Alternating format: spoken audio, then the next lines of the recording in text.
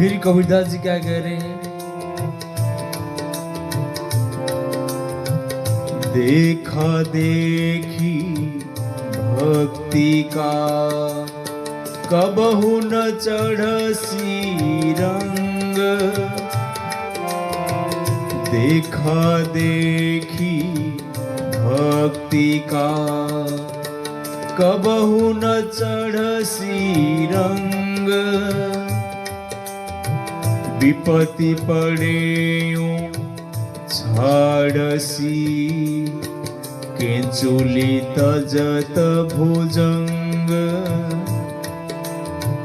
विपत्ति पड़े छाड़सी केंचुली तजत भुजंग। कबीरदास जी कहते हैं कि देखा देखी भक्ति का सच्चा रंग कभी नहीं चढ़ सकता।